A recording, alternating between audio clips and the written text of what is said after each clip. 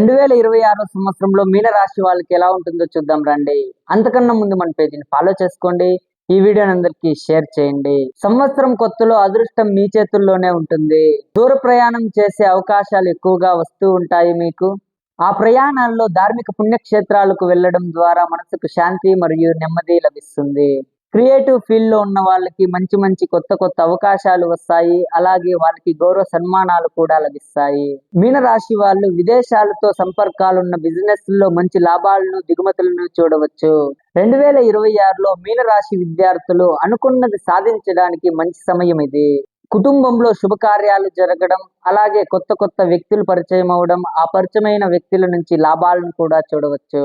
మీనరాశి వాళ్ళు ముఖ్యంగా మహావిష్ణువుని ఆరాధించాలి. అలాగే మహాలక్ష్మి యొక్క స్తోత్రాలను పఠిస్తూ ఉండాలి. మీనరాశి వాళ్ళు డబ్బు సమస్య నివారణకు, అలాగే ధన ఆకర్షణానికి మనీ మ్యాగ్నెట్ బ్రాస్లెట్ ని ధరించండి. శుభమస్తు.